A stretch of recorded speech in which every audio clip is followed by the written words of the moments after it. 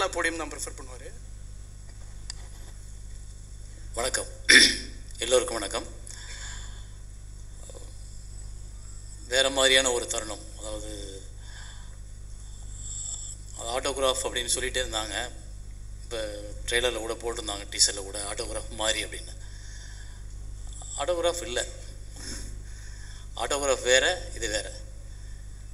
Autograph வந்து காதல் கடந்து போகும், காதலை தாண்டி நிறையா இருக்குன்றது தான் ஆட்டோகிராஃப். காதலை தாண்டி இந்த உலகத்தில் பார்க்க வேண்டிய பிரச்சனைகள் நிறையா இருக்குது, காதல் வந்து போகும் அப்படின்றது தான். ஆனால் இது வந்து ஒரு அதை விட பெரிய பெயின்ஃபுல்லான ஒரு படம். நான் பார்த்துட்டு எனக்கு ரொம்ப இந்த பிரேம்குமார் மேலே ஒரு பொறாமையே வந்துச்சு. இந்த டைரக்டர் பிரேம்குமார் மேலே எனக்கு ஒரு பொறாமை வந்துச்சு. ரொம்ப நாளைக்கு அப்புறம் ஒரு நல்ல டைரக்டரை பார்த்துருக்கேன். இந்த சினிமாவுக்குள்ளே வந்து நல்ல படைப்புகளை இவரால் கொடுக்க முடியும், இவரை நம்ம வந்து போட்டியை எடுத்துக்கலாம், இவர் வந்து நமக்கு ஒரு சேலஞ்சை எடுத்துக்கலாம் அப்படின்னு எனக்கு அந்த பிரேம்குமார் மேலே ஒரு போட்டி வந்துச்சு. பிகாஸ் ஆஃப் தமிழ் சினிமா மட்டும் இல்லை, உலக சினிமாவில் நீங்கள் எடுத்து பார்த்தீங்கன்னா இந்த 2 கேரக்டரை வச்சுக்கிட்டு படம் பண்ணுறது ரொம்ப கஷ்டம். இந்த 2 கேரக்டர் படம் பூரா பேசிகிட்டே இருக்குது.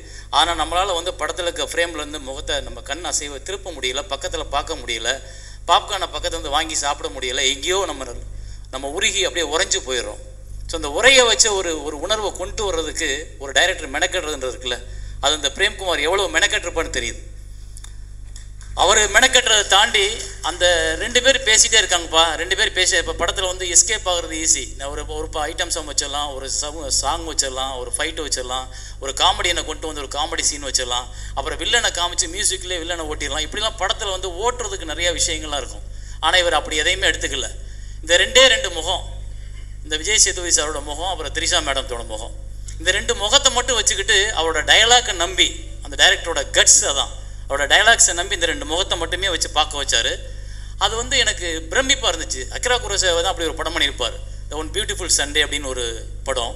இந்த 2 பேர் ட்ராவல் பண்ணிட்டே இருப்பாங்க ஒரு சண்டே முழுக்க. ஒரே ஒரு ஞாயிற்றுக்கிழமை 2 காதலர்கள் சந்திக்கிறாங்க, அவங்க சுற்றி திரிகிற அந்த பொழுது தான் படம். அது மாதிரி இந்த 96 இந்த 2 பேரை மட்டும் அவர் நம்பின விதம் வந்து எனக்கு ஆச்சரியப்பட வச்சது.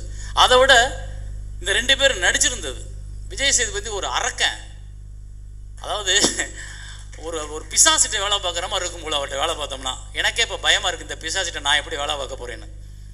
ஏன்னா எப்படி அதை கேரி ஓவர் பண்ணி நின்று அப்போ அந்த ஒவ்வொரு ஃப்ரேமில் வந்து எப்படி நிற்கிறீங்கன்னு தெரியல, ஆச்சரியப்பட வைக்குது உங்களோடது. உங்களை வந்து ஆண்டவன் வந்து பெரிய ஆயுள் கொடுக்கணும், இன்னும் நிறைய படங்கள் கொடுக்கணும், நிறையா நல்ல படங்கள் கொடுக்கணும். இந்த சினிமா வந்து உங்களை மறக்க முடியாத அளவுக்கு ஒரு உயரத்துக்கு நீங்கள் போகணும்.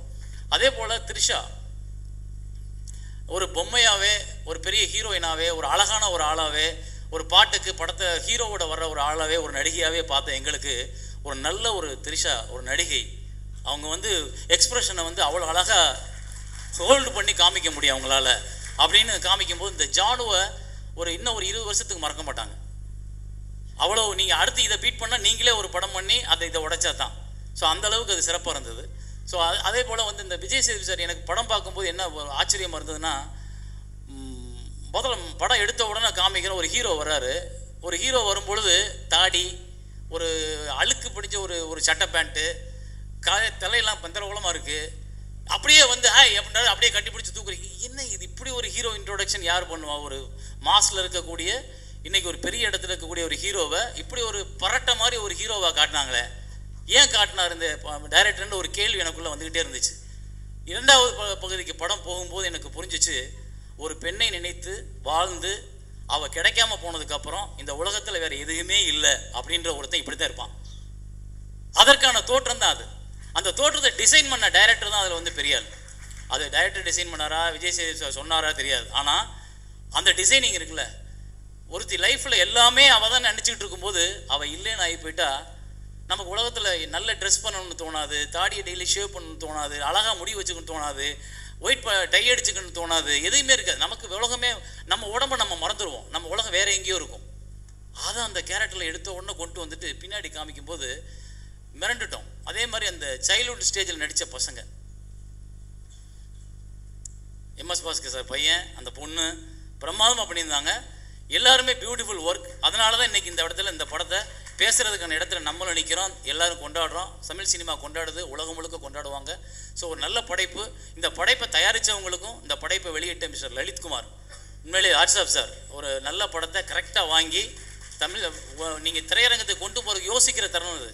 என்னதான் நல்ல படைப்பு எடுத்து வச்சுருந்தாலும் அந்த படத்தை பார்த்து இது ஓடும் நம்பி மொத்தமாக வாங்கி வெளியிடுறதுக்கு ஆட்கள் இல்லை. இன்றைக்கி படம் எடுக்கிறது ஈஸியாக இருக்குது, படத்தை வெளியிடுறது கஷ்டமாக இருக்குது. எப்படா வருவாங்கன்னு காலையில் இட்லி கடையை வச்சுட்டு உட்காந்துருக்க மாதிரி உட்கார வேண்டியிருக்கு. இட்லி அவிஞ்சு ரெடியாக இருக்குது, வாங்குறதுக்கு ஆளை காணோம். அந்த இட்லியை நம்மளும் சாப்பிட முடியாது, எல்லா இட்லியும் அப்படியே வச்சுருக்கணும். அது மாதிரி இருக்குது. அதை நீங்கள் நம்பி இந்த படத்தை கொண்டு போனது, அந்த படத்தோட ஆரம்பத்தில் ரிலீஸ் ஆகும்போது உள்ள பிரச்சனைகள் தெரியும். அந்த பிரச்சனைகள்லாம் கடந்து அந்த படத்தை கொண்டு போனதுக்கு ஹாட்ஸ் ஆஃப் சார் உங்களுக்கு. ஸோ பிரேம்குமார், நீங்கள் அடுத்து உங்களோட படத்தை சீக்கிரமாக பண்ணுங்கள், எதிர்பார்க்குறோம். டிலே பண்ணாதீங்க. டிலே பண்ணிங்கன்னா உங்களை மாதிரி இன்னொரு பிரேம்குமார் வந்துடுவாங்க. ஸோ அதை பிரேம்குமார் ஹாட்ஸ் ஆஃப். நான் உங்களை ஹக் பண்ணணும், வர முடியுமா?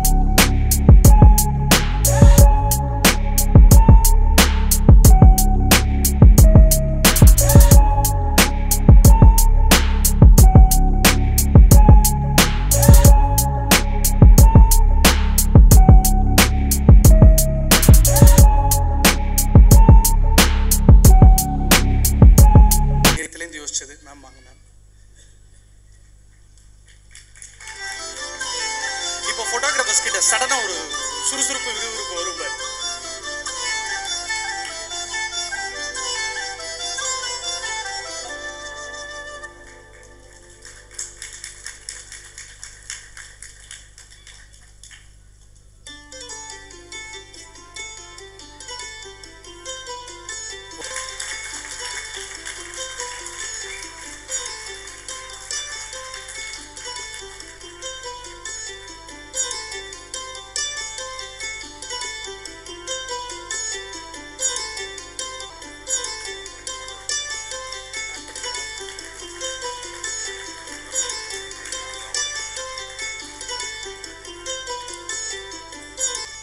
கிளாஸ்லேருந்து அப்படியே கேமராவை திருப்பி இது ஒரு மிகப்பெரிய ஆச்சரியம். 2 சினிமாட்டோகிராஃபர்ஸ் ஒர்க் பண்ணியிருக்காங்க. ஆனால் ஒரு டோன் யூனிவர்சலாக மெயின்டைன் ஆயிருக்கும் 96ல். மிகப்பெரிய ஆச்சரியம் இது.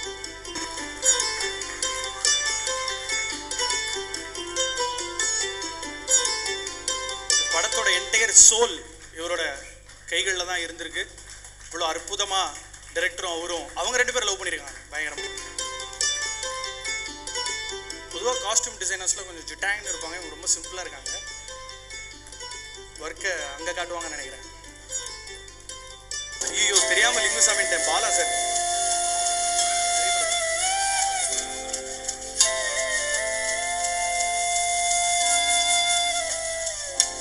அதாவது நீங்கள் எதெல்லாம் புதுசு அப்படின்னு அவர் காலில் நீங்கள் கயிறு கட்டிங்கன்னா உங்களுக்கு சீக்கிரம் குழந்தை பிறக்கும். தேங்க்யூ சுரேன்.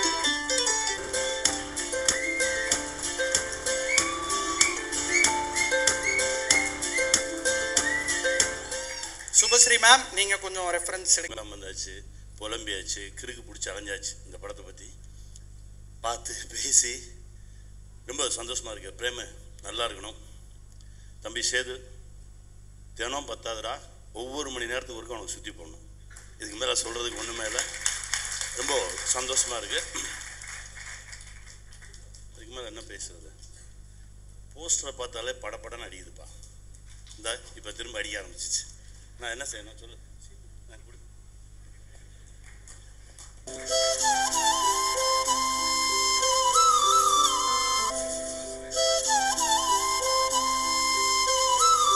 ரெண்டு பேரும் ஒரே ஸ்கூல் தான். கேபி சார் பற்றி என்ன நீங்கள் தெரிஞ்சுக்கனாலும் நீங்கள் கிருதாலயா கிருஷ்ணன் சாரை கேட்கலாம். Engineer turned actor. இன்னும் அழகாக இருக்கீங்க.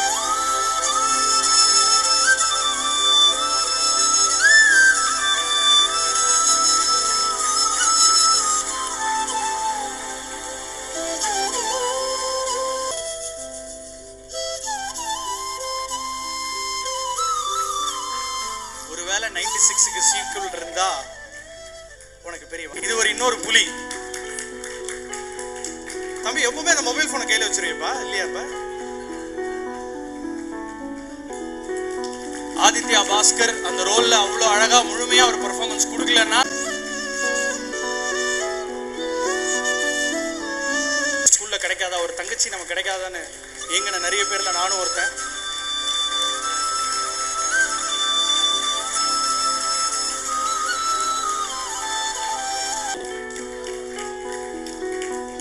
எல்லாருக்கும் இன்ஸ்டாகிராம்ல இப்போ ஃபாலோவர்ஸ் ஜாஸ்தி ஆயிடுச்சு. திடீர்னு ஒரு வாய்ப்பு கிடைச்சி வாழ்க்கையே மாறும். அதை எப்படி பயன்படுத்திக்கிறோன்றதுல தான் இருக்கு. ஒரு சேது தான். இந்த தம்பிக்கு தான் எக்ஸ்ட்ரா காஸ்டியூம், எம்ப்ராய்டரி போட்ட சட்டை, 3-4 பட்டன் வச்ச பேண்ட். இவரை மாதிரி ஒருத்தர் கூட இருந்தா போதும்.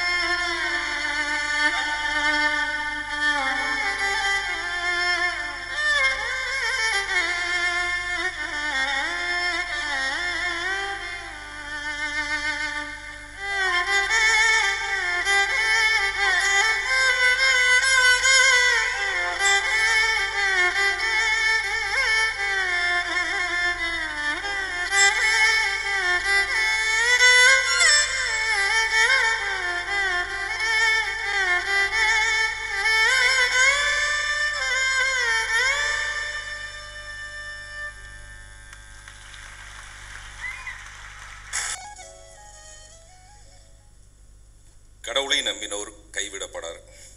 ஆனால் காதலை நம்பினோர் அந்த கடவுளை கூட கைவிட்டுட்டு இயற்கையோட சந்தோஷமாக வாழ்ந்துட்டு இருப்பாங்க. காதலிக்கிறதுக்கு காதலியோ காதலனோ தேவையில்லை, காதல் மட்டுமே போதுமானது. புரியும் நினைக்கிறேன். புரிஞ்சா இந்த இடத்துல கை தட்டணும். நான் எழுதியிருக்கேன், உருவம் தவிர்த்து உணரத் தொடங்கு, கடவுளோ காதலோ. காதலாக இருந்தாலும் சரி, கடவுளாக இருந்தாலும் சரி, உருவத்தை தவிர்த்துட்டு பார்த்தோம்னா அங்கே ஒரு பியூட்டிஃபுல்லான ஒரு விஷயம் இருக்கும்ட்டு. பொதுவாகவே நம்ம ஆசைப்படுறது ஒரு இடம், வாழ்க்கைப்படுறது வேற இடமா இருக்கும். அது பெண்களுக்கு மட்டும் இல்லை, ஆண்களுக்கு எல்லாருக்குமே நம்ம ஒருத்தர் ஆசைப்படுவோம், ஆனால் வேற ஒருத்தரோட வாழ்க்கைப்பட்டு வாழ்ந்துட்டு இருப்போம். உதாரணத்துக்கு இந்த ஷர்ட்டு பார்த்தீங்கன்னா தெரியும். இது வந்து நேற்று இளையராஜாவுடைய ஃபங்க்ஷனில் அதுக்கு போடணுங்கிறதுக்காக கிட்டத்தட்ட ஒரு மாதத்துக்கு முன்னாடியே நான் ப்ரிப்பேர் ஆகி அவ்வளோ காதலோடு இந்த ஷர்ட் ரெடி பண்ணதே அப்படி தான். அந்த மியூசிக்கல் நோட்ஸ் எல்லாம் போட்டு அந்த ஃபங்க்ஷனுக்கு போகணுன்னு ஆசைப்பட்டேன். அது ஏதோ ஒரு காரணத்துக்காக அந்த ஃபங்க்ஷனுக்கு என்னால் போக முடியல. ஆனால் நான் தூரத்தில் இருந்தே அந்த ஃபங்க்ஷனுக்கு ரஹ்மான் சாரை எப்படி அனுப்பி வைக்கிறது, அந்த ஷோவோட ஹைலைட் என்னவாக இருக்க முடியும்னா ரஹ்மான் சாரும் ராஜா சாரும் மேடையில் நிற்கிறது. அது எல்லாத்தையும் அங்கே செஞ்சு விட்டுட்டு நான் வந்து என் ரூமில் உட்காந்து பார்த்துட்டு இருந்தேன். அங்கே ராஜா சார் இல்லை, ஆனால் நான் யோசித்த அந்த காதல், ராஜா சார் மேலே நான் வச்சிருந்த காதலோடு அந்த வீட்டுக்குள்ளே இருந்தேன். அப்படின்னா என்ன அர்த்தம்னா அந்த ஃபங்க்ஷனுக்கு நான் போக வேண்டியதில்லை, கட்டி பிடிக்க வேண்டியதில்லை, எதுவுமே இல்லை, அந்த காதலோடு இருந்தாலே போதும். அந்த மாதிரி ஜுராசிக் பார்க் நம்ம எல்லாம் பார்த்துருப்போம். டைனோசர் வந்து இப்போ இல்லை. ஆனால் அந்த படத்தில் பார்த்தீங்கன்னா டைனோசர் இருக்கிற மாதிரியே ஒரு பயமுறுத்தலை ஏற்படுத்தி நம்ம நம்ப வச்சுருப்பாங்க. அந்த டைனோசர் மாதிரி தான் இந்த படத்தில் இருக்கிற காதல். எல்லாரும் சொன்னாங்க இது ரொம்ப யதார்த்தமான படம்னு. எனக்கு தெரிஞ்சு இந்த படம் யதார்த்தமான படம் இல்லை. படம் ரிலீஸ் ஆனதுக்கப்புறமேல நான் வந்து S2 தியேட்டரில் படம் பார்த்துட்டு எல்லாரும் மாதிரி ராத்திரிலாம் தூங்காமல் புலம்பி மறுநாள் டைரக்டர்கிட்ட சொன்னேன், ரொம்ப ஒரு அயோக்கியத்தனமான படங்க இந்த படம். என்ன எடுத்திருக்கீங்க, எந்த காலகட்டத்தில் என்ன படம் எடுத்துட்டு இருக்கீங்க? இது 2018 எல்லாரும் காதலை வந்து 69 பார்க்குற காலத்தில் நம்ம வந்து 96ன்னு ஒரு படம் எடுத்தா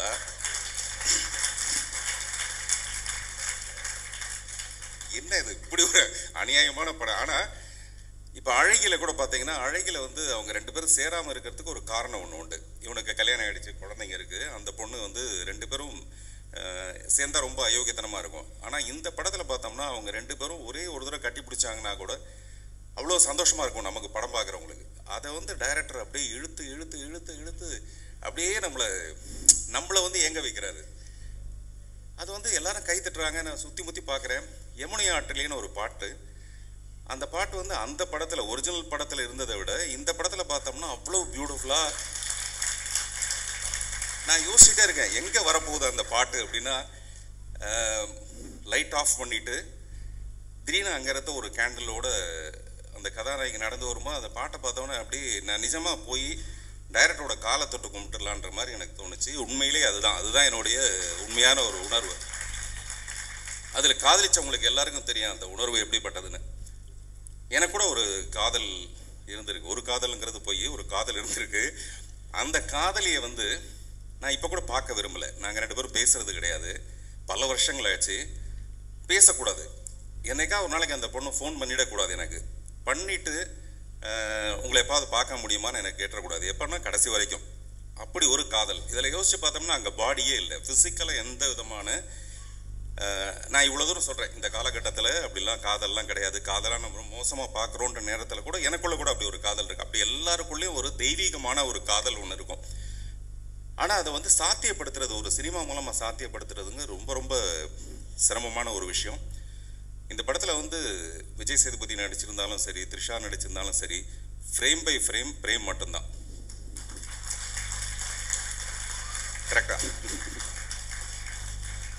இது வந்து ஒரு டைரக்டருக்கே உண்டான ஒரு திமிரு. இது பொதுவாகவே நம்மளை மாதிரி ஆளுங்கள்லாம் என்னென்னா படம் பார்க்க போகும்போது டைரக்டர்ஸ் நானோ இல்லை மிஸ்டர் சேரனோ யாராக இருந்தாலும் படம் பார்க்க போகும்போது ஒரு திமிரோட தான் போவோம். இவன் என்னடா பெருசாக கிழிச்சிட போகிறான், அப்படின்னா பெருசாக கிழிச்சிட போகிறான் தாள் அப்படிங்கிற ஒரு திமுறோட பார்க்குறவனை தலையில் தட்டி உட்கார வச்சு அவனை கண் கலங்க வச்சு இது படம்டா அப்படின்னு சொல்ல வைக்கிறது இருக்குது பார்த்தீங்களா. அது வந்து ஒரு பெரிய சாதனை. நிஜமாகவே நம்மலாம் வந்து அவ்வளோ சாதாரணமாக போகிறது இல்லை. அது எந்த பெரிய படமாக இருந்தாலும் சரி, இவர் என்ன பெருசாக, அதுவும் என்ன நானாவது பரவாயில்ல, சேரன்லாம் வந்து இன்னும் அந்த திமுறோட உச்சம் ஒரு பொய்ன்னு சொல்லுங்க பார்க்கலாம். அப்படிலாம் கிடையவே கிடையாது. நிஜமாக ஆட்டோகிராஃபை விட இவர் என்ன பெருசாக கிழிச்சிருக்க போகிறாரு அப்படின்னு சொல்கிறவரு இங்கே வந்து மேடையில் பேசுகிறாரு பார்த்தீங்களா. அதுதான் அதில் இருக்க பெரிய விஷயம்.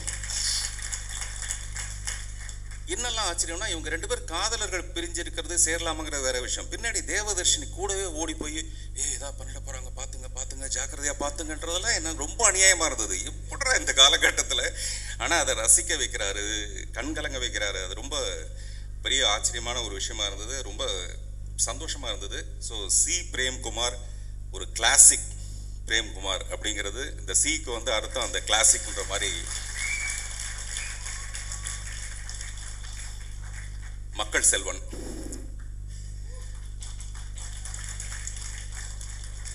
மக்கள் திலகத்துக்கு அப்புறமேல சார் நான் சொல்கிறது வந்து நான் வந்து பொதுவாக பொய் பேசுவேன், பட் விளக்கு வச்சதுக்கப்புறம் பொய் பேசுறது கிடையாது.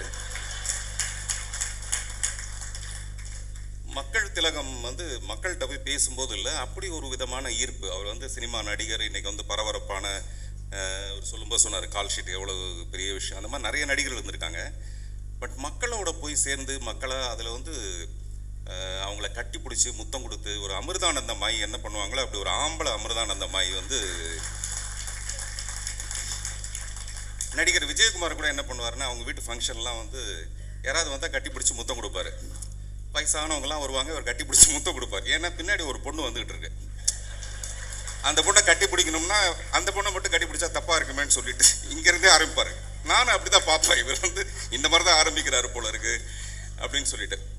எனக்கு தெரிஞ்சு சினிமாவில் ஹீரோவாக நடிக்கிறவங்க ஒரு காலகட்டத்தில் மக்களை பற்றி சமூகத்தை பற்றி பேசுவாங்களே தவிர அவங்களுக்கு ஏதாவது நல்லது செய்யணும்னா ஒன்றுமே பிடுங்க மாட்டாங்க. பட் இவர் அப்படி இல்லை, இவர் நிறைய பிடுங்குறாரு. என்ன பிடுங்குறாருன்னா, சமீபத்தில் ஒரு கேரளாவுக்கு போயிருக்காரு. போய் யாருக்கோ உதவி செய்கிறதுக்கு இவர் கொடுத்தது மட்டும் இல்லாமல் மற்றவங்க கையில் இருக்க பணத்தெல்லாம் பிடுங்குறாரு.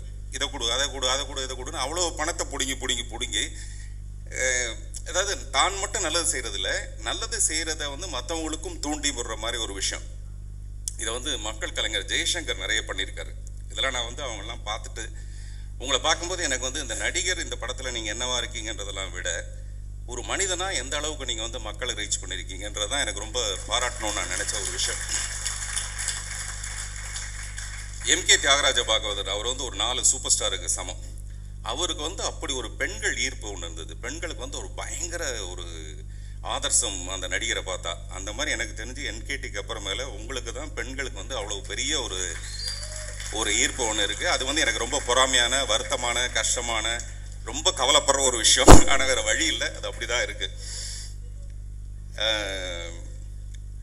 நேற்று கூட என் பையன் வந்து ராஜா சார் ஃபங்க்ஷனுக்கு போயிருக்கும்போது நீங்கள் பார்த்த ஒரு ஹாய்ன்னு சொன்னீங்களாம். அவருக்கு ஒரு பயங்கர சந்தோஷம். எனக்கு ஃபோன் பண்ணி ஃபங்க்ஷன் எப்படி இருந்ததுன்னு கேட்டேன். அவர் வந்து விஜய் சேதுபதி வந்து எனக்கு வந்து ஹாய் சொல்லிட்டு போனார்.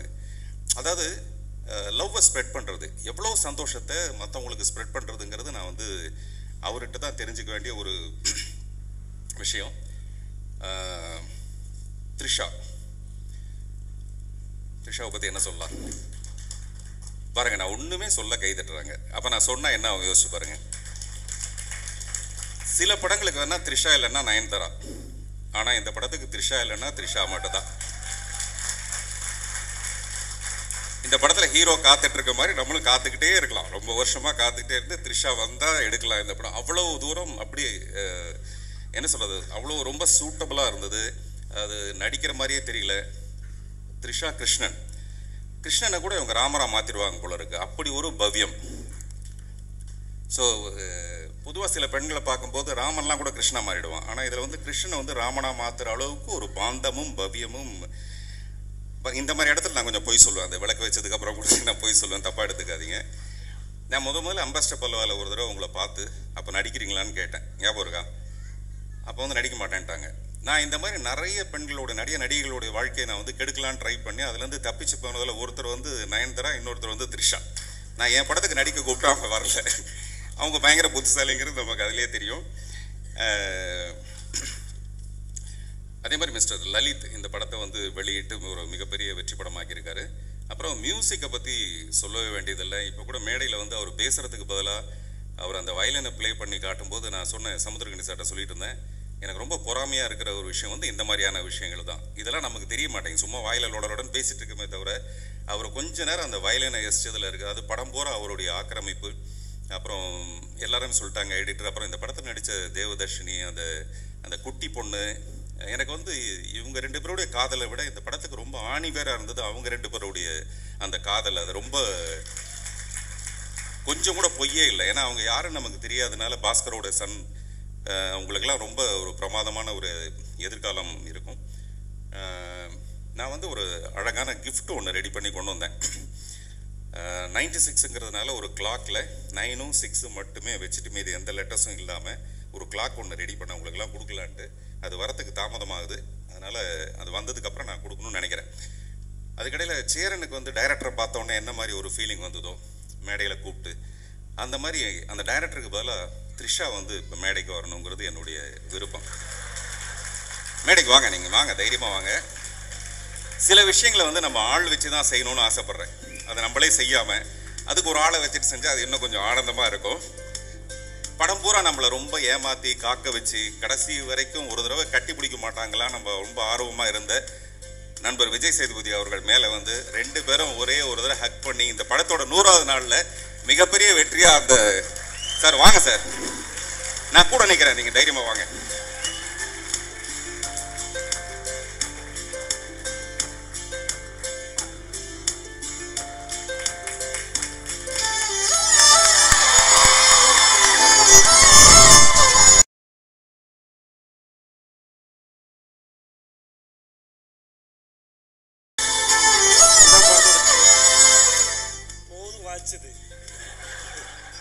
இதான் படத்தோட கிளைமேக்ஸ் பார்த்தீங்களா?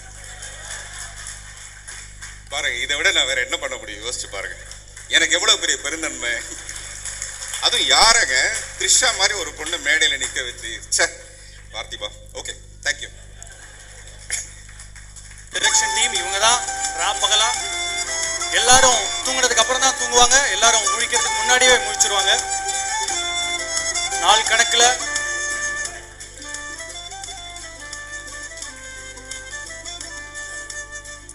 நிறைய அசிஸ்டன்ட் டைரக்டர்ஸ்ல சேது நான் நடிக்கிற படத்துல நம்ம அசிஸ்டண்டா இருந்தா இவர் தான் தம்பி கோ டைரக்டர்னு சொல்லி பண்ணாரு. கோ டைரக்டர் பிருத்திவிராஜ் அவர்கள். அந்த அவர்களை மேடைக்கு அழைக்கிறோம்.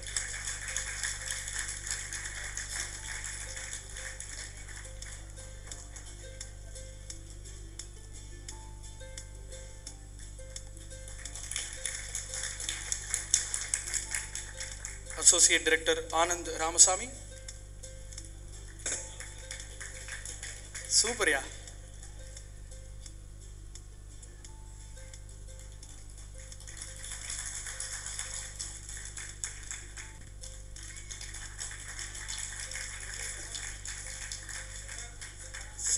செனா குடி அர்த்தத்தை நாங்க நிகழ்ச்சிக்கு அப்புறம் பகிர்ந்துக்குவோம்.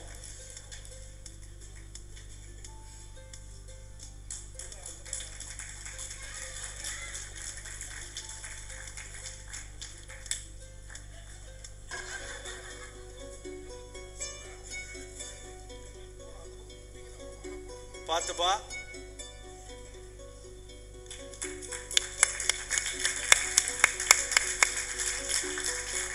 அதை கூட அழகா மிஸ் யூனிவர்ஸ் மாதிரி கிராஸா போட்டிருக்காங்க பாருங்க. அதுக்கெல்லாம் ஒரு எக்ஸ்பீரியன்ஸ் வேணும்யா.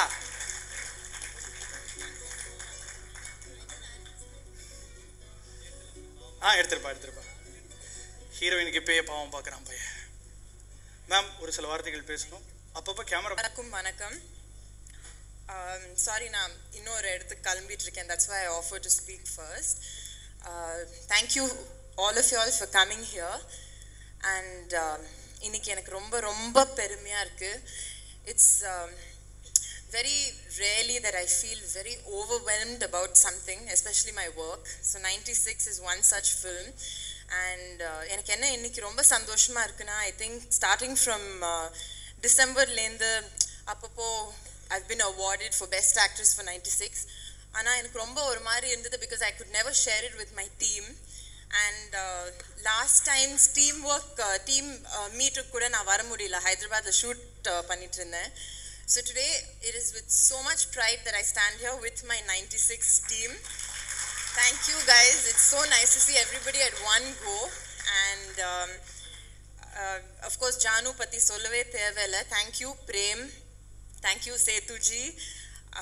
I can't imagine வேற ஒரு ஹீரோ இருந்தா நான் இமேஜின் பண்ணியிருக்கவே முடியாது. I can't imagine anybody else working with anybody else or anybody else as Ram.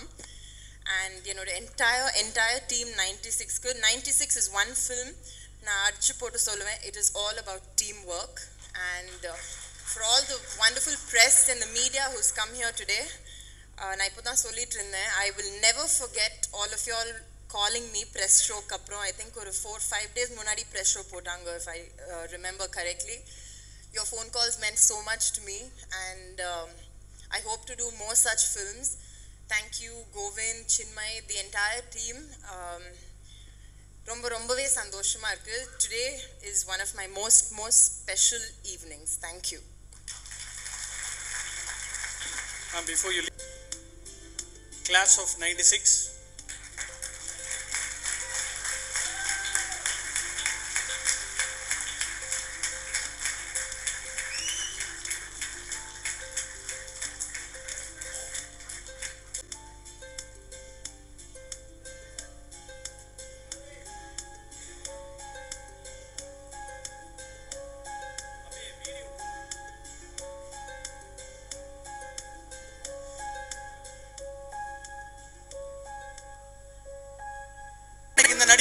அந்த நடிகரை பிடிக்கும்னு சொல்லி கேள்விப்பட்டிருக்கோம். நான் விஜய் சேதுபதியை லவ் பண்றேன்னு நிறைய பேர் சொல்லி நான் கேட்டிருக்கேன். We love you Vijay Sethupathi.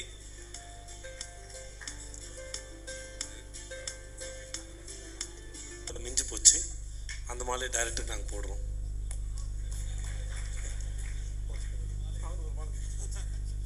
அவர் ரொம்ப கூச்சப்பட்டாருங்க, அதனால தான்.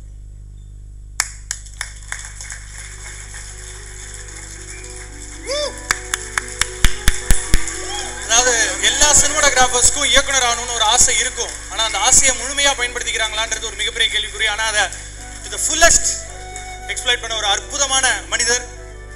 அவர்களோட லவ்வை சொல்றதுக்கே பல வருஷம் வெயிட் பண்ணாரு. ஃப்ரெண்டை வச்சு தான் தூது அனுப்பு. இந்த படத்தை தமிழகம் எங்கும் கொண்டு போய் சேர்த்த டிஸ்ட்ரிபியூட்டர் லலித் சார் அவர்களுக்கு நன்றி. ஒவ்வொரு முறையும் ஒரு நல்ல டிஸ்ட்ரிபியூட்டர் இண்டஸ்ட்ரிக்குள்ள வரும்பொழுது அவங்க படம் தயாரிக்கணும்னு ஆசைப்படுவாங்க. அந்த பொறுப்பை கூடிய கொஞ்சம் எங்களுக்கு வந்து அவுட் ஆஃப் கண்டென்ட் மாதிரி இருந்தது. எங்களுக்கு லவ்வுக்கு என்ன சம்பந்தம் தெரியல. ஆனால் காதலிக்கு அதுக்கு முன்னாடி ஒன்று சொல்லணும். ஏன்னா சிறையிலேருந்து வெளிவந்த உடனே நான் பார்த்த முதல் படம் 96.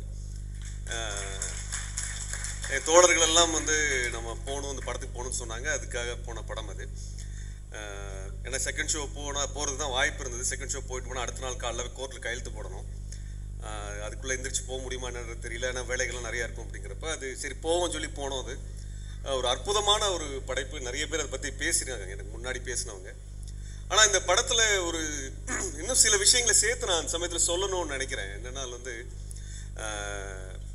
காதலிக்கிறது அப்படிங்கிறது வந்து ஒரு அற்புதமான விஷயம். அது இன்றைக்கு நம்ம பல செய்திகளை வந்து பார்க்குறோம். பார்க்கும் பொழுது காதலித்த பெண்ணையே வந்து கொலை செய்கிறது, அவங்க முகத்தில் ஆசிட் வீசுறது, இப்படிங்கிற மாதிரியான பல தகவலை பார்த்துட்டு இருக்கோம். ஒரு காதலிச்ச பெண்ணை எப்படி நம்ம அப்படி வந்து பண்ண முடியும்? அப்போ எங்கே கோளாறு நமக்கு இருக்குது அப்படிங்கிறதான் முக்கியமான விஷயம். இப்படிப்பட்ட தகவலாக வந்து நம்மளுக்கு ஊடகத்தில் வரும் பொழுது 96 மாதிரியான ஒரு படம் என்பது வந்து எப்படி பெண்களை கொண்டாடுறது, எப்படி காதலை கொண்டாடுறது, எப்படி வந்து இயற்கையை கொண்டாடுறது எல்லாம் சேர்த்து பேசிய ஒன்று இருக்கு. காதல்ங்கிறது ஏதோ தனி 2 மனிதர்களுக்குள்ள நடக்கிறது மட்டுமே இல்லை. காதல் என்பது ஒரு மனிதனுடைய சொல்ல உயிரிகளினுடைய அடிப்படை ஒரு குணாம்சம். அது உலகத்தை இயக்கிற குணாம்சம். அது நம்ம வந்து அது அதில் அந்த படத்தில் வரக்கூடிய அந்த வசனம் எல்லாரும் நம்ம எல்லாம் இன்னும் மறக்க முடியாத அந்த வசனம் வந்து நீ எங்கே இறக்கி விட்டியோ அங்கே நின்றுட்டு இருக்காது, எங்கே இறங்கணும் அங்கே நிற்கிறேன்னு சொல்லக்கூடிய அந்த வசனம். உண்மையை சொல்ல போனால் காதல் நம்ம வந்து அந்த காலத்தோடு பிணைத்து போட்டுறது. அந்த காலத்தை தாண்டி நம்ம வந்து நகர்றது இல்லை. அந்த காலத்தினுடைய இனிமை, அந்த காலத்தினுடைய ஒரு நேசத்தோடவே நம்ம நின்றுட்டு இருப்போம். நம்ம அதைத்தான் அந்த படத்தில் வந்து ரொம்ப அழகாக வந்து அதை காமிச்சிருக்கிறார். அது வந்து ஒரு கனவு பூர்வமான ஒரு கனவுல மட்டுமே இருக்கக்கூடிய ஒரு அற்புதமான கணங்களை கொண்ட ஒன்று. அது படத்தில் வந்து அந்த நிகழ்காலம் முழுவதும் ஒரு இரவில் நடக்கும், கடந்த காலம் முழுவதும் ஒரு பகலில் நடக்கக்கூடியதாக அதில் இருக்குது. அதில் அந்த மாதிரி ஒரு காதல் என்பது வந்து ஒரு அந்த பெண்ணோடையோ அல்ல அந்த ஆணோடையோ முடிஞ்சு போகிறது இல்லை. அதையும் தாண்டி வந்து அந்த அந்த அன்பு என்பது இயற்கையை நேசிக்கிற ஒன்று. அதான் அந்த படத்தில் அவர் முதல் பாடல்லே அது காமிச்சிருப்பார்னு நினைக்கிறேன் நான். என்னன்னால் வந்து அந்த காதல் வந்து ஏதோ காதலிச்ச பெண்ணு கிடைக்கல, ஆண் கிடைக்கல அப்படின்னால் அங்கே வந்து ஒரு வெறுப்பாக மாறுறதெல்லாம், வன்மமாக மாறுவதெல்லாம் இல்லாமல் அவர் இயற்கையை நேசிக்கக்கூடிய ஒரு பேரன்பு மிக்க ஒரு மனிதனாக மாறுறதை வந்து அந்த முதல் பாடலே காமிச்சிருக்கு. அப்படிப்பட்ட ஒரு ஒரு அற்புதமான ஒரு படைப்பாக இந்த படைப்பு இருக்குது.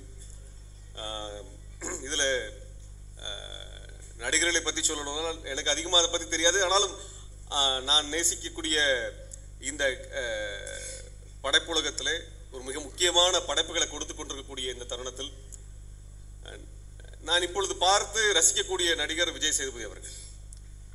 விகடனில் வந்து ஒரு பேட்டி எடுத்தும் பொழுது அரசியல் பற்றி கேள்விகளாக வந்துட்டு திடீர்னு ஒரு கேள்வியை போட்டாங்க, உங்களுக்கு பிடிச்ச நடிகர் யாருன்னு கேட்டாங்க.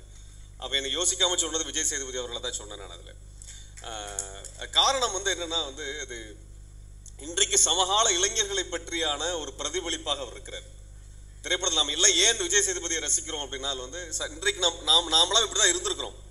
நம்மை போன்றவே ஒருத்தரை வந்து பிம்பமாக வந்து திரையில் பார்க்க முடிகிறது. இன்றைக்கு இருக்கக்கூடிய சமகால இளைஞன் என்னையெல்லாம் சந்திக்கிறானோ, என்ன பிரச்சனையெல்லாம் சந்திக்கிறானோ, எதையெல்லாம் எதிர்கொள்கிறானோ, எதையெல்லாம் கடந்து வரணும்னு விரும்புகிறானோ, எதெல்லாம் அவனுக்கு கனவுகளாக இருக்கிறதோ, எதெல்லாம் அவன் மேனரிசமாக இருக்குதோ, அதெல்லாம் அவருடைய படத்தில் நீங்கள் வந்து அவராகவே பார்க்க முடியும். அப்படிப்பட்ட ஒரு படைப்பை வந்து படைப்பாளியை, அப்படிப்பட்ட ஒரு கலைஞனை வந்து நான் இந்த தருணத்தில் மிக முக்கியமான ஒன்றாக நான் பார்க்கிறேன். என்றால் வந்து இங்கே இருக்கக்கூடிய திரைப்படத்தில் இருக்கக்கூடிய ஹீரோஸாக வர்றவங்க எல்லாமே ஒரு சூப்பர் ஹியூமனாகவே இருக்கிறாங்க. அதீதமான ஒரு நம்மளால் கற்பனைக்கு பார்க்க முடியாத வேற ஒரு மனிதர்களாகவே இருக்கிறாங்க. ஆனால் அவர் தான் நம்மள மாதிரி ஒரு மனுஷனாக இருக்கிறார் அந்த படத்தில். அதான் வந்து அவர் வந்து ஒரு எல்லாராலும் நேசிக்கக்கூடிய ஒரு கலைஞனாக இன்று நம் முன் இருக்கக்கூடியது. தமிழ்நாட்டில் வந்து ஒரு நெருக்கடியான ஒரு சூழலில் இளைஞர்கள் சந்திக்கக்கூடிய ஒரு மோசமான காலகட்டத்தில் வந்து அதை அனைத்தையுமே பிரதிபலிக்கக்கூடிய கலைஞனாக, அதை மக்களிடத்தில் இன்னும் கொண்டு போய் சேர்க்கக்கூடிய ஒரு அற்புதமான கலைஞனாக அவர் நமக்கு கிடைத்தது என்பது நமக்கு ஒரு மிகவும் நம்ம வந்து என்ன சொல்றது, கொடுத்து வச்ச ஒரு விஷயமா தான் பார்க்க முடியும். அதனால் அப்படிப்பட்ட ஒரு கலைஞனை வந்து பார்க்க முடியறதில்லை. அதே போல் அதில் த்ரிஷா வந்து ரொம்ப அற்புதமாக நடிச்சிருந்தாங்க. அப்படிப்பட்ட ஒரு அற்புதமான நடிப்பை வந்து அவர் வெளிப்படுத்தியிருந்தாங்க. இது ஆக ஒரு ஒட்டுமொத்தமாக வந்து இது இந்த படைப்பு என்பது ஒரு மிக அற்புதமான ஒரு படைப்பாக இன்னைக்கு வெளிவந்திருக்கிறது. பிரேம்குமாரோடைய அந்த படைப்புக்கு நான் எனது வாழ்த்துக்களை தெரிவித்து கடமைப்பட்டிருக்கின்றேன். அதே போல் வந்து என்னுடைய ஒரு விஷயம் சொல்லலாம். அது என்னன்னா, அந்த அறிவுமதி அவர் எழுதியிருக்க கவிதை நினைக்கிறேன், அது மறந்து ரொம்ப காலத்துக்கு முன்னாடி படித்தது. இரும்பு பிசினாய் நீளும் நான் நிற்க நீ செல்லும் ரயில் அப்படின்னு எழுதியிருப்பார். இரும்பு பிசினாய் நீளும் நான் நிற்க நீ செல்லும் ரயில். அதுபோல இந்த படம் முழுவதுமே நம்முடைய கடந்த காலத்தை தான் கொண்டு போய் நிற்குது. படம் பார்க்க ஆரம்பிச்சதுக்கு அப்புறமே வந்து நம்ம வந்து அதில் இருக்கக்கூடிய நடிகரையோ நம்ம வந்து மற்றவங்களையோ நம்ம பார்க்கல. நம்முடைய கடந்த காலத்துக்குள்ள போய் நம்ம போயிடுறோம். எல்லாருக்கும் வந்து ஜானுவோ ராமோ வாழ்க்கையில் இருந்திருக்கிறாங்க. நம்ம எல்லோரும் ஜானாவும் இருந்திருக்கிறோம், ஜானுவாவும் இருந்திருக்கிறோம், அல்லது ராமாவும் இருந்திருக்கின்றோம். ஆக படத்தை பார்க்கும்போது அதுக்குள்ளதான் நம்ம எல்லாருமே உள்ள போறோம். நம்முடைய கடந்த காலத்துக்குள்ள போறோம். நின்று போன அந்த கடிகாரத்தினுடைய அந்த நேரத்திற்குள்ள நம்ம போய் சேர்ந்துக்கிறோம். என்னோட நெருங்கிய நண்பன் அவன் இப்ப இல்லை, அவன் எழுதின ஒரு கவிதை இன்றைக்கும் என்னால் ஒரு 25 வருடம் கழிச்சு நான் நினைச்சு பார்க்கக்கூடிய அந்த கவிதை வந்து, மல்லிகையின் வாசம், மழையின் நேசம், எதுவும் அதுவாக இல்லை, எல்லாம் அவளின் நினைவுகளாக இருக்கின்றன எழுதியிருந்தான். அவன் காதலை நினைச்சு எழுதினது. அதாவது இது மழை நம்மளுக்கு பிடிக்கும், இந்த மல்லிகைப்பூ எல்லாம் பிடிக்கும், ஆனால் இது எதுவுமே வந்து அதுவா இல்லை, எல்லாமே உன்னோட ஞாபகமா இருக்குது என்பதை போலதான் இந்த படம் என்பது நம்மை கடந்த காலத்துக்கு கொண்டு போய் நிறுத்தியிருக்கிறது. இதுல இன்னொரு அற்புதமான விஷயம் என்னன்னா, அந்த கடந்த காலத்துக்குள்ள செல்போன் கிடையாது, இன்டர்நெட் கிடையாது, நினைச்ச நேரத்துக்கு பேசக்கூடிய இந்த தகவல் தொழில்நுட்பம் இல்லாத காலம் என்பது ரொம்ப அற்புதமாகவே இருந்திருக்கு. நம்மளால ஒருத்தர்கிட்ட நம்ம பிடிச்ச ஒருத்தர்கிட்ட போய் நேரம் நின்று பேசி சொல்ல முடியல, அந்த உணர்வுகளை நம்மளால் கடத்த முடியாத அந்த கடந்த காலம் என்பது நம்மளுக்கு அற்புதமா இருக்கு. இன்னைக்கு நினைச்ச நேரத்தில் ஒருத்தர் பேசிடுறோம், நினைச்ச நேரத்தில் நம்ம பிடிச்சதை சொல்லிடுறோம், பிடிக்கலங்கிறதே சொல்லிட முடியுது. எல்லாமே சாத்தியமாக இருக்கக்கூடிய இந்த காலம்ங்கிறது நமக்கு உண்மையாலுமே வந்து வேற இருக்கும் பொழுது 96 என்கின்ற அந்த கடந்த காலத்திற்கு, மொபைல் போனே இல்லாத அந்த காலத்திற்கு நம்ம கொண்டு போய் சேர்த்த அந்த படைப்பு என்பது ரொம்ப அற்புதமா இருக்கு. அதுல இசை மிக பலம் வாய்ந்த ஒரு பங்கை வந்து வகித்திருக்கிறது. நீங்க 98 வந்த அந்த டைட்டானிக் படம்ங்கிற அந்த காலத்துல அந்த சமயத்துல 20 வருடத்துக்கு முன்பு கொண்டாடப்பட்ட படம். அதுல செலின்டியானுடைய அந்த இசை, அந்த குரல் என்பது இன்னும் அந்த டைட்டானிக் படத்தோட அந்த தீம் மியூசிக்கை கேட்டோம்னா இன்னும் அந்த காலத்துக்கு தான் நம்ம போய் நிற்கிறோம், அந்த காதலை தான் நினைச்சு பார்க்குறோம். அதுல வந்து கடைசியில் அந்த படத்துல கடைசியா வரக்கூடிய எல்லாம் முடிஞ்சு போனதுக்கு அப்புறம் நம்ம எதை விரும்புகிறோம் அப்படிங்கிறத வந்து அதுல காமிப்பாங்க. அதுல மறுபடியும் 2 பேருமே சேரக்கூடிய அந்த காட்சி என்பது நம்ம விரும்பக்கூடிய ஒன்று. அப்படிப்பட்ட ஒரு இசை என்பது அந்த ஒட்டுமொத்த படத்தினுடைய உணர்வையும் வெளிப்படுத்தக்கூடிய விதமாக இந்த படத்திலையும் அவர் வந்து இசையமைப்பாளர் ரொம்ப அற்புதமா அதை வந்து நம்ம கொடுத்துருக்குறாங்க. இது போன்ற அந்த இசை கேட்டவுடனே அந்த உணர்வை வெளிப்படுத்துகின்ற பல இடங்களை நம்ம பார்க்க முடியும். இளையராஜா ஐயா சாரோடைய பாடல்கள் வந்து நீங்க வந்து இதயத்தை திருடாதேங்கிற படம் நினைக்கிறேன், அந்த படத்துல ஒரு இசை இருந்துட்டே இருக்கும். அந்த துள்ளலை, அந்த குதூகலத்தை காமிச்சு கொண்டிருக்கக்கூடிய இசை. அதே போல ஒவ்வொரு தருணத்திலும் வந்து இது போன்ற ஒரு இசையின் மூலமாக அந்த ஒட்டுமொத்த உணர்வையும் வெளிப்படுத்துகின்ற தன்மை இந்த படத்துல இது எல்லாமே சரியாக வாய்த்திருக்கிறது. இதுல வந்து எங்களுக்கும், அதாவது நான் சொல்லக்கூடிய இயக்கவாதிகளுக்கும் இந்த படத்துக்கும் உள்ள தொடர்பு என்பது அந்த காதல் தான். நாங்கள் மனிதர்களை நேசிக்கின்றோம், இயற்கையை நேசிக்கின்றோம், அதனால் போராடுகின்றோம். அதான் உண்மை. நாம் வந்து காதலிக்கின்றோம், அதனால் நாம் வாழ்கின்றோம். இதான் நம்ம எல்லாத்துக்கும் இருக்கக்கூடிய நம்ம வேற ஒண்ணுமே கிடையாது. இதனால வேற எதுவும் கிடைக்க போறதில்லை. உலகத்தினுடைய உன்னதமான தத்துவங்கள் எல்லாம் கரைச்சி குடிச்சிருக்கலாம், ஆனால் அது முக்கியம் இல்லை. நீங்கள் எந்த சமூகத்தில் வாழ்கிறோரோ அந்த மக்களை நீங்க நேசிக்கும் பொழுது, அந்த மக்கள் மீது உங்கள் அன்பை செலுத்தும் பொழுதுதான் எந்த தத்துவங்களும் உயிர் பெறுகின்றன. ஆக அன்பு இல்லாமல் காதல் இல்லாமல் உலகம் கிடையாது. அந்த வகையில் 96 என்பது இந்த காலகட்டத்தில் பல ஒரு முக்கியமான விழுமியங்களை நம்மகிட்ட சொல்லி இருக்குது. மறுபடியும் நாம எல்லாம் வந்து நம்மளுடைய கடந்த காலத்தை சென்று சந்திப்பது, ஜானுவை சென்று சந்திப்பதை போன்ற ஒரு வாய்ப்பு நம்மளுக்கு கிடைக்குமான்லாம் தெரியல. நம்ம எல்லாருக்கும் அந்த போன்ற வாய்ப்புகள் இல்லாமல் இருக்கலாம். ஆனால் நம்மளுடைய நிகழ்காலத்தை ஒரு அற்புதமானதாக மாற்றிக்கொள்வது ஒன்னே ஒன்றுதான், நம்முடைய அன்பும் காதலும் மட்டும்தான். நாம் காதலை கொண்டாடியாகணும். இன்னைக்கு தமிழ் சமூகத்தில் காதல் என்பது சமூகத்தில் எவ்வளவு பெரிய சிக்கல்களை கொண்டு வந்துகிட்டு இருக்கின்றது பார்த்துட்டு இருக்கிறோம். காதல் என்பதை மறுக்கக்கூடிய ஒரு சாதிய வெறியை பார்த்து கொண்டிருக்கிறோம். இந்த இடங்களை காதலை கொண்டாட வேண்டிய தேவை நமக்கு சமூகத்துக்கு இருக்குதுன்னு நினைக்கிறேன் நான். காதலும் வீரமும் நம்மளுடைய தமிழர்களுடைய அடையாளங்கள் சொல்லப்பட்ட இடத்துல இருந்து நம்ம இன்னைக்கு வந்து காதலிக்கிறவனை வெட்டி கொலை பண்றதும், அவன் தலையை வெட்டி எடுக்கிறதும் போன்ற ஒரு வன்முறைகள், காதலிக்கிறவனை வெறுக்கக்கூடிய, காதலனுக்கு மேல எனக்கு கிடைக்கலன்னா நீ எனக்கு வேண்டான்னு சொல்லி அதை முழுவதுமா அழிக்கக்கூடிய அந்த வன்மம், இதெல்லாம் நம்ம சமூகத்தில் வளர்ந்து இருக்கக்கூடிய இந்த தருணத்தில் காதலை பற்றியான இதுல தூய்மை புனிதம் அப்படிலாம் இல்லை, இயல்பான ஒன்று. காதல் என்பது இயல்பான ஒன்று. அந்த இயல்பை பற்றி நம்ம பேச வேண்டியது. அது மனிதனுடைய இயல்பு மட்டுமல்ல, ஒட்டுமொத்த உயிரினங்களுடைய இயல்பு.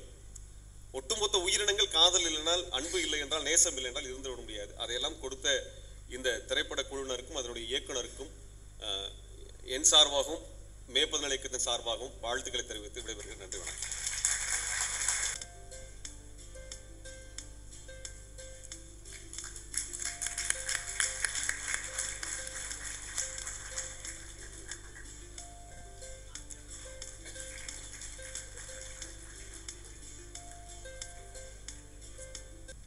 அனைவருக்கும் வணக்கம்.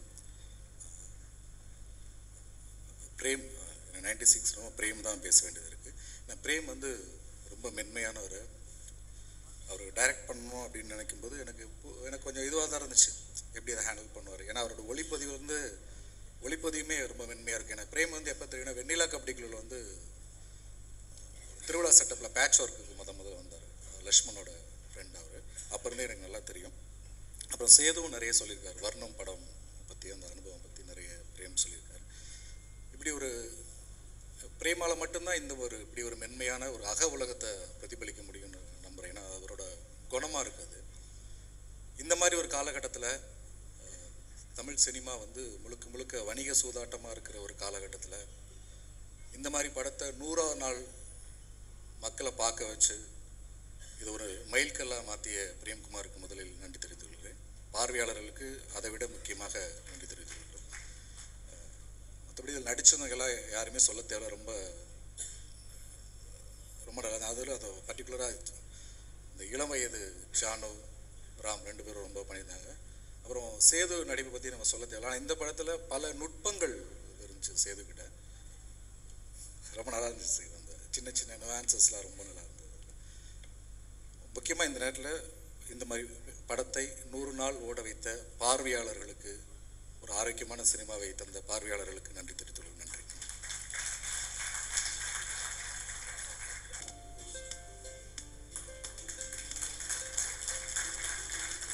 படத்தோட சோலே அந்த ஸ்கூல்ல தான் இருக்கு. மிஸ்டர் பாக்ஸ்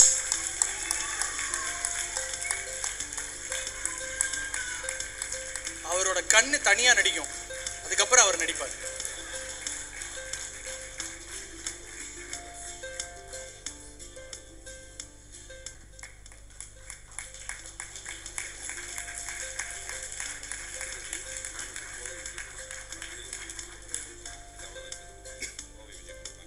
மேனேஜர் செல்ல கோபங்கள் உண்டு அவன் மேலே. அதெல்லாம் தாண்டி இப்போ வேற இடத்துல இருக்கிறான் கார்த்தி. ரொம்ப சந்தோஷமா இருக்கு. இன்னும் வேற உயரத்துக்கு போனேன்.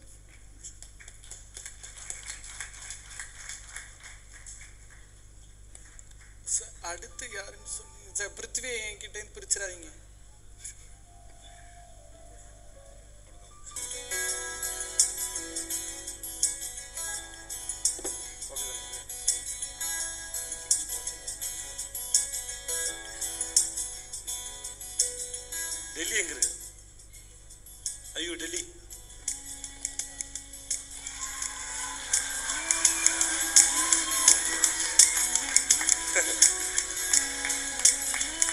இவர் வந்து சி பிரேம்கா அவரோட ஃப்ரெண்டு, அதனால தான் இவ்வளோ மாஸ், வேற ஒன்றும் இல்லை. ஒரு டைரக்டர் ஃப்ரெண்டுக்குன்னு சொன்னதுக்கே இவ்வளோ மாஸ்னா டைரக்டர் ஹலோ உங்களை தான் பாராட்டுறேன். அப்போ நான் யோசிச்சு பாருங்க நிஜமாக எவ்வளோ மாசாக இருப்பாருன்னு. சரி, இவர் யாருன்னு கடைசியாக சொல்கிறேன். முதல்ல இங்கே வந்தவங்க எல்லாருக்குமே மிக மிக நன்றி, மிக்க நன்றி. நான் திருமூன் காந்தி சாரை எதிர்பார்க்கவே இல்லை. ரொம்ப நன்றி சார் வந்ததுக்கு. உங்களுக்குமே சங்கடம் கொடுத்துருந்தா மன்னிச்சுக்கோங்க. நான் இங்கே வந்து நீங்கள் காதலை எடுத்து பேச வேண்டிய ஒரு கட்டாயத்தை வேறு நாங்கள் கொடுத்துட்டோம். பட் இருந்தாலுமே ரொம்ப நன்றி. உங்கள் சிந்தனையின் மிகப்பெரிய ரசிகன் நான். உங்கள் சிந்தனை ரொம்ப முக்கியம். உங்கள் அக்கறை ஒரு சகோதரனை போல் இருக்குது. எங்கள் மேலே வச்சுருக்க அக்கறை வந்து அது இன்னும் பரவணும்னு ஆசைப்பட்றேன். வெறும் படித்த புரிந்த ரொம்ப சின்சியரான வட்டத்தை தாண்டி உங்கள் பேச்சு இன்னும் கொஞ்சம் கமர்ஷியலாக இருக்கணுங்கிறது என்னோடய வேண்டுகோள். அது போய் சேரணும். ஏன்னா இது நீங்கள் என்ன ஆனாலும் என்னை தப்பாக நினைக்க மாட்டேங்கிற நம்பிக்கையில் நான் அதை பேசுகிறேன். எல்லா நல்ல விஷயமும் போய் சேரணும். அது போய் சேர்ற மாதிரியும் பேசணும் எதிர்பார்க்கறது நானும் ஒரு முக்கியமான ஆள். அது ரொம்ப முக்கியமான நான் பார்க்குறேன். அதனால் நீங்கள் இன்னும் கொஞ்சம் நீங்கள் நான் உங்கள்கிட்ட தான் பேசினா மன்னிச்சுக்கோங்க. பட் ஆனால் ஒரு ரசிகனாக என்னோடய வேண்டுகோள் அதுவும் தேவைப்படும் நினைக்கிறேன். ஸோ இங்கே வந்ததுக்கு மிகப்பெரிய நன்றி சார். நான் எதிர்பார்க்கல, பெரிய சர்ப்ரைஸ். பிரேம் சாருக்கு நன்றி சார். அந்த பார்த்து சார் சட்ட மேட்டர் பாதியில் விட்டீங்க. ஆமாம், ராஜா சாருக்கு அதாவது ஒருத்தர் நினச்சிட்டு இன்னொருத்தரோட வாழ்ந்துட்டு இருக்க மாதிரி ராஜா சாரோட இதுக்கு தச்சது இங்கே வந்துடுச்சு. அந்த மேட்டரை கம்ப்ளீட் பண்ணாமல் விட்டீங்க. பட் ஆனாலுமே சார் நீங்கள் நடுவில் திருஷா பார்த்தீங்கன்னா வீக்காக இருக்கீங்கன்னு அர்த்தம். நான்லாம் வந்ததுலேருந்து திருஷா தான் பார்த்தீங்கன்னா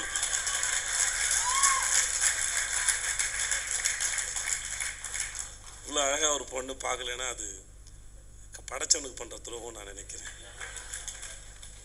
கடவுளை கேட்டேன், எனக்கு ஏன்பா கண்ணு வச்சுன்னா அழகான பொண்ணை பார்க்கன்னு சொன்னாங்க. ஸோ அதனால் பார்க்க தப்பு இல்லைன்னு தோணுது சார். சேரன் சார் வந்ததுக்கு ரொம்ப நன்றி சார், ரொம்ப ரொம்ப நன்றி. அதுவும் நீங்கள் சொன்னதில் ரொம்ப அழகாக இருக்குது.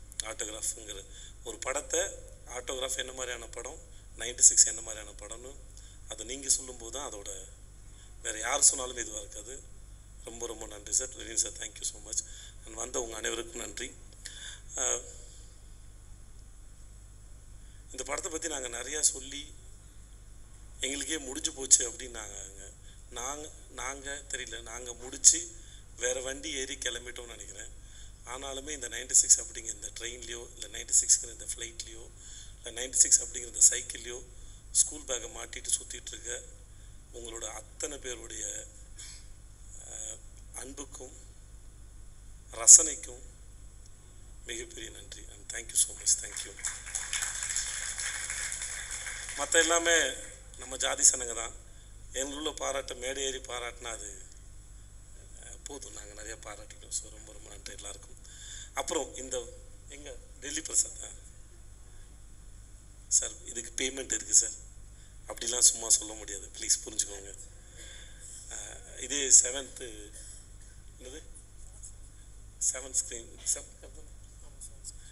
ஸ்க்ரீன் ஸ்டுடியோஸோட அடுத்த ப்ராஜெக்டில் நான் நடிக்க டெல்லி பிரசாத் இயக்கத்தில்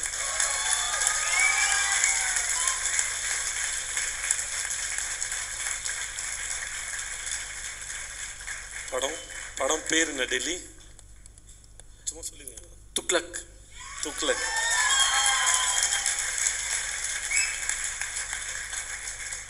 டெல்லி பிரசாத் யாருன்னா பாலாஜி தண்டிதரன் அந்த டீமோட ரொம்ப நெருங்கிய நண்பர். பிரேம் சாருக்கு சரி. டெல்லி பற்றி ஒன்று சொல்லலாம். இந்த ஆளை கட்டி பிடிச்சிட்டு இருட்டில் பாலுங்கிணத்துலேயே குதிக்கலாம், அவ்வளோ நம்பிக்கையான மனுஷன். மணவாடு. எனக்கு டெல்லி ஒரு 8 வருஷமாக தெரியும் நினைக்கிறேன். 8 வருஷமாக தெரியும், 2011 தெரியும். எங்கள் ஹீரோயின் காயத்ரியோட அந்த மாதிரி காயத்ரி இவர் தான் வந்து தெருவில் என்ன படிச்சிருந்தது அந்த பொண்ணு +2 முடிச்சிருந்த பொண்ணை கூட்டு வந்து ஹீரோயினாக்கு 4 இந்த ஆள் தான் ஆக்சுவலாக வந்து. ஸோ அந்த அதிகமாக உங்களுக்கு ஒரு பொண்ணோட சத்தம் உங்களுக்கு கேட்குதா? ரொம்ப மாடர்னாக ஒருத்தங்க வந்து டிரான்ஸ்லேட் பண்ணாங்க தெரியுமா, அவங்க சத்தம் தான் அது. வெரி ஸ்வீட் அவங்க. அண்ட் தென் ஸோ இந்த படத்தை இங்கே அனௌன்ஸ் பண்ணுற ரொம்ப சந்தோஷம். அண்ட் வாழ்த்துக்கள் டெல்லிகாரும். ரொம்ப நன்றி, ரொம்ப நன்றி. எல்லாருக்கும் பசிக்குது. அடுத்து யார் பேசினாலும் சீக்கிரம் பட்டு பேசி முடிச்சிருங்க. பசிக்குது சீக்கிரம்.